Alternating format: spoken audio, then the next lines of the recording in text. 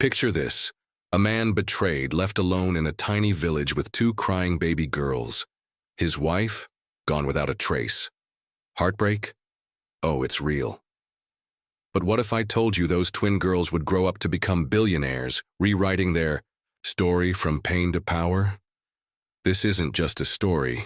It's an African tale of grit, love, and jaw-dropping success that'll leave you inspired for days. Grab your favorite drink, hit that subscribe button, and let's dive into a journey so epic you won't believe it's real.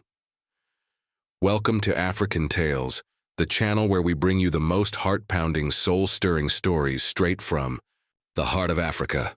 I'm your host, and today we're unraveling a tale that's equal parts heartbreak and triumph. Meet Kwame, a humble farmer from a small village in Ghana, and his twin daughters, Amina and Zuri. Their story starts with betrayal but ends with billions. It's a roller coaster of emotions, packed with lessons that'll hit you right in the feels. Ready to be blown away? Let's jump in. It's 1995 in the village of Asantecrom, Ghana. The sun's barely up, but Kwame's already out in his yam fields, sweat dripping down his face. He's 28, strong as an ox, with a smile that lights up the village. Kwame's not rich. His small farm barely covers the bills, but he's got a heart full of love. His wife, Adwoa, is the talk of the village. Beautiful, sharp-tongued, always dreaming of a bigger life. Together, they welcome twin girls, Amina and Zuri, born under a starry sky. Those babies? They're Kwame's world. He'd sell his last yam to see them smile. Every night he sings them twee lullabies, cradling them in his calloused hands. The villagers admire him, saying, "Kwame's got it all: love, family, dreams." But trouble's brewing. Adwoa's restless. She's tired of village life, of fetching water, of Kwame's simple dreams. She wants city lights, fancy dresses, and a life far from the red dust of Asantecrom.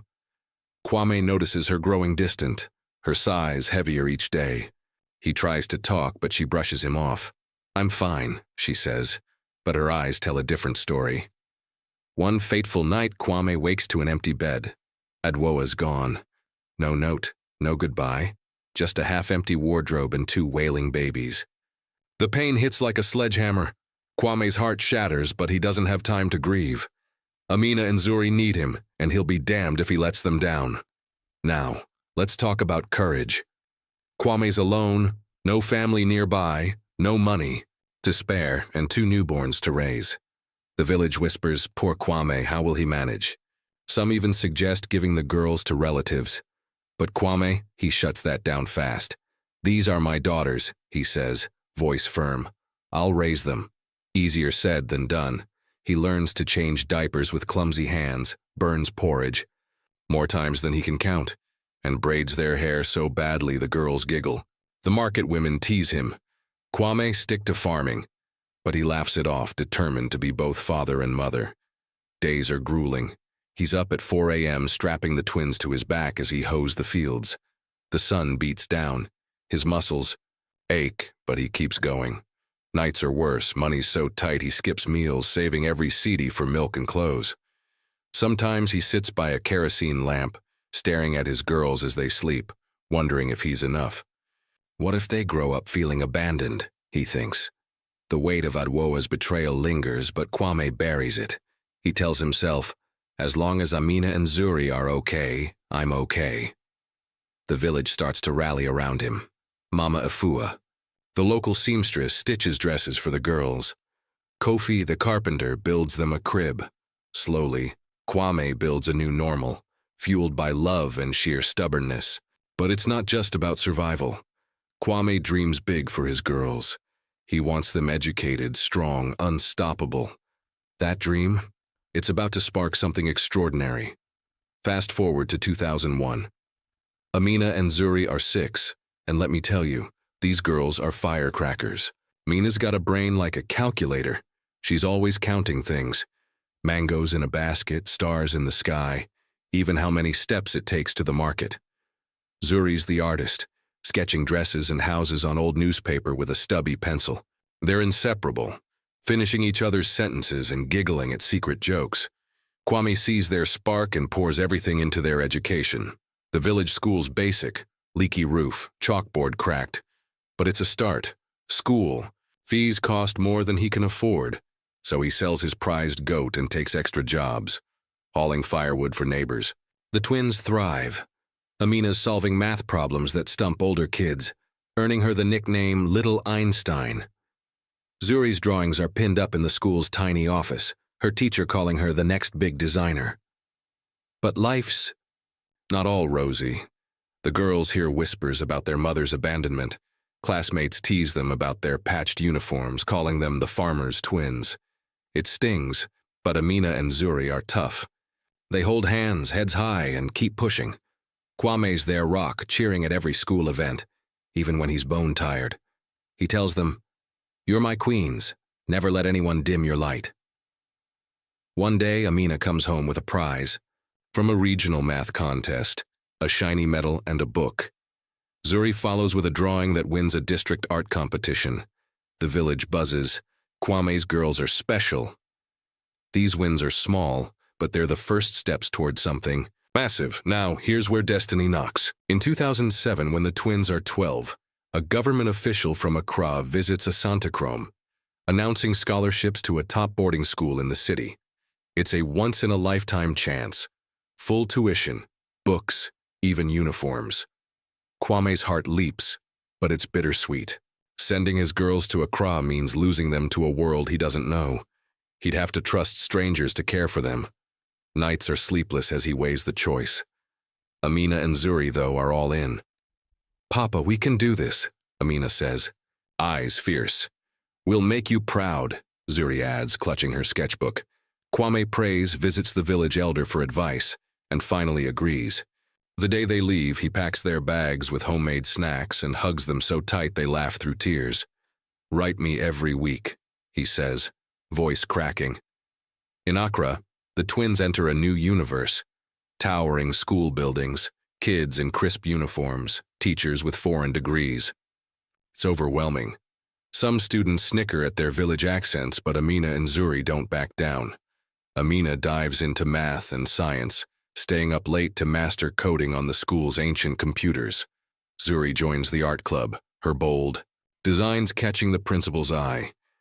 They face homesickness, missing Kwame's bad cooking and bedtime stories. Letters fly back and forth. Kwame's handwriting shaky but full of love. Their hard work pays off. Amina wins a national science fair with a solar-powered lamp she built. Zuri's fashion designs are showcased at a school event, earning her a mentorship with a local designer. Word of their talent spreads, and Kwame, back in the village, beams with pride, though he's lonelier than ever. By 2013, Amina and Zuri are 18 and ready to conquer the world. Amina's accepted into the University of Ghana's computer science program, one of the best in West Africa. Zuri enrolls in a top design school in Lagos, Nigeria, chasing her fashion dreams. They're not just students, they're visionaries. Amina's obsessed with tech that helps farmers like her father. She builds an app that connects rural farmers to markets, letting them check crop prices in real time. It's a hit, and a Lagos startup hires her as a coder before she even graduates. Zuri's designing clothes that blend African prints with global trends. Think Ankara meets haute couture. Her first collection, showcased at a student fashion show, goes viral when a Nollywood star wears one of her dresses. Money starts trickling in, and the twins don't forget home. They send Kwame cash to fix his leaking roof, buy him a motorbike, and even fund a borehole for the village's water supply. Kwame's stunned, saying, "My girls are changing the world." The twins graduate with honors, but they're just getting started. Amina launches her own tech startup, Agrotech, scaling her app across Africa. Zuri opens a fashion studio, hiring local artisans to craft her designs. Their success draws attention: investors, media, even international brands. But they stay grounded, visiting Asantechrome whenever they can, bringing gifts and stories that make Kwame laugh till he cries. Now, let's talk billions. By 2020, Amina's 25, and Agrotech's a game changer. Her app's used by millions of farmers, boosting yields and incomes. Silicon Valley investors pour in $100 million, valuing her company at $1.2 billion. Forbes names her Africa's tech queen. Zuri's fashion brand, Zuri Designs, is just as hot. Her clothes are in stores from Johannesburg to Paris, and celebrities like Beyoncé wear her gowns. Her company's worth $800 million and climbing. Together, the twins' net worth tops $2 billion, earning them the title Africa's Billionaire Twins. But here's what makes them legends. They give back. They build schools in rural Ghana, fund scholarships for girls, and create jobs for thousands. Amina's tech hubs train young coders. Zuri's factories empower women artisans. Asantacrom transforms, paved roads, a clinic, a library, all thanks to the twins. Kwame's no longer the abandoned farmer. He's a village hero living in a modern house the twins built, though he still farms his yams, saying, "It keeps me young." The world watches in awe as Amina and Zuri redefine what's possible, proving Africa's youth can lead the future. Just when you think the story's peaked, here comes the twist. In 2022, Adwoa resurfaces. She's seen the twins on TV, read about their billions, and now she's back, claiming she wants to make things right. Kwame's stunned, anger, hurt, and memories flood back. The twins, now 27, face their mother for the first time in decades. Adwoa's older, softer, but her excuses ring hollow. "I was young. I made mistakes," she says. Amina's skeptical, Zuri's torn. They confront her in a quiet Accra cafe, emotions raw. "Where were you when Papa starved to feed us?" Amina asks. Zuri adds, "We needed you, but you chose yourself." Adwoa begs for forgiveness, but the twins aren't naive. They choose peace over pain, offering her kindness but no place in their lives. "We've built this without you," they say. "We wish you well." Kwame, too, finds closure, letting go of years of bitterness. It's a powerful moment, showing strength, grace, and the healing power of family. So what does this African tale teach us? It's about resilience. Kwame's unbreakable spirit, Amina and Zuri's relentless drive. It's about love that conquers betrayal, dreams that defy odds, and the courage to rise from nothing. The twins didn't just become billionaires. They lifted a village, empowered a continent, and inspired millions. Kwame's sacrifice reminds us that parenting is about giving everything, even when it hurts. The twins' success shows that no matter where you start, village or city, rich or poor, you can change the world. This story's a wake-up call. Believe in yourself, work hard, and never let pain define you. Amina and Zuri are proof that your past doesn't dictate your future. Holy cow, what an epic tale! If Kwame, Amina, and Zuri's journey lit a fire in you, smash that like button, share this video with everyone you know, and subscribe to African Tales for more stories that'll blow your mind. Drop a comment below. What moved you most? Would you have forgiven Adwoa? Let's talk. Hit the bell icon so you never miss a tale, and check out our other videos for more African magic. Until next time, dream big, stay strong, and let's keep telling stories that change the world.